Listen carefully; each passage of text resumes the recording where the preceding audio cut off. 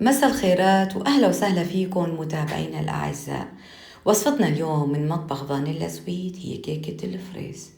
بتمنى تتابعونا الأخير وأهلا وسهلا فيكم. بالبداية أخذنا بيض عدد 7 وعزلنا البياض عن الصفار.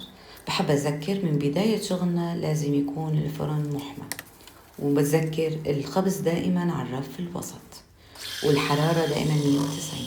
رح نخفق البياض لحتى يصير بالشكل الكريمي. رح نخفق الصفار ونضيف كوبين إلا ربع سكر. دائما البياض بنخفقه قبل الصفار. رح نضيف بشرة ليمونة وفانيلا. رح نضيف فنجان قهوة زيت نباتي و3/4 كوب حليب. رح نضيف طحين كوبين، بس بذكر الطحين منخول. ورح نضيف معلقتين طعام نشا ونص معلقة بيكنج باودر وخل أبيض. بس انتهينا من الخفق راح نضيف البياض فوق الصفار على دفعات. هون بيكون مجهزة صواني بورق زبدة عليهم. أنا حتى مستطيلات يمكن يكونوا مدورات ما في مشكلة، بس رح نسكبه لصينيتين لأنه نجهز الكيكة تكون طبقة رقيقة، ورح تشوفوا بالفيديو كيف عم بحكي. الصينيتي هون 30 ب40. رح نخبز على الرف الوسط حرارة 190 20 دقيقة. كريم الباتيه عبارة عن 5 صفار بيض رح بعدله 90 جرام. رح نضيف لهم كوب حليب وكوب كريمة سائلة بعدله كل واحد 200 جرام. رح نضيف 3 معالق نشا طعام بعدله 30 جرام، 4 معالق سكر طعام بعدله 60 جرام، وفانيلا وبشرة ليمونة، ومنحرك على البارد. بس انتهينا رح ناخده على النار. رح نحرك لحتى يصير متماسك مثل المهلبية. بس انتهينا رح نضيف قطعة زبدة 30 جرام. وبس صارت بهذا الشكل الواضح بالفيديو رح نضعها بصحن ونغطيها بنايلون وللبراد 4 ساعات أو لتاني نهار. باليوم الثاني جهزنا كريمة الشانتيه. هي عبارة عن كوبين كريمة بودرة شانتيه، كوبين ماء بارد أو حليب ما في مشكلة.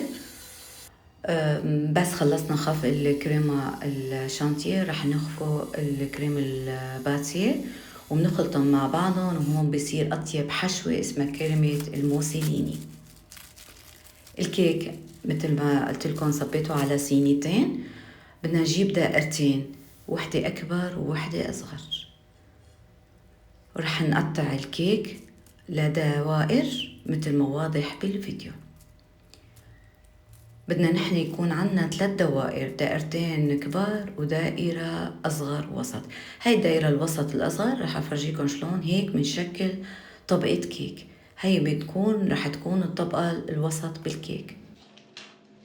رح نجيب القالب اللي نحط فيه الكيك اللي قطعنا فيه ونحط دور مداراته نايلون حتى يساعدنا على نزع الكيكة. الطبقة الأولى رح نسقيها، بتحبوا قطر خفيف، بتحبوا عصير حليب، مثل ما بدكم. نحط الكريمة اللي عملناها الموسيليني، طعمتها كتير طيبة ما بقدر أحكي لكم عنها.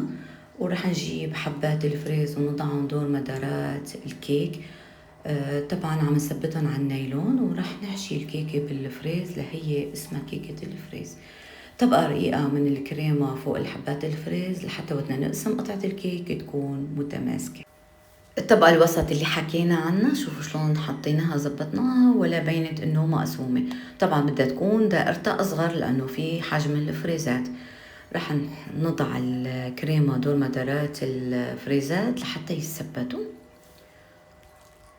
والكريمة بدنا نحشي الكيكة وكمان بالفريز بدنا نحشيها، وقليل من الكريمة مثل الطبقة الأولى.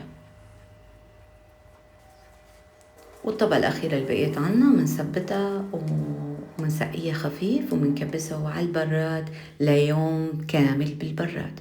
طلعنا الكيكة وقلبناها.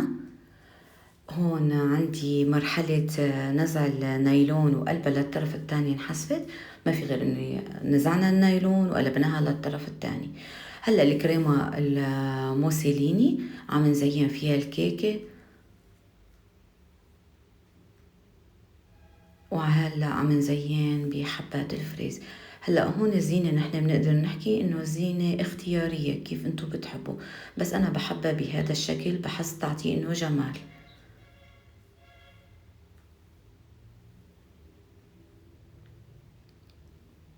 وهلأ عم نزين بحبات الفريز لحتى انتهت المسافة عنا، وحطينا بالنص فريزة، قسمناها لجوانح وعم ندهن بقطر أو جيلاتين شفاف. والفستق الأخضر ما بننساه، بيعطي جمال لكيكتنا. وهون نقدر نقول إنه خلصت حلقتنا، وما بقدر أقلكن قديش طيبة هالكيكة، وصحة وهنا للجميع.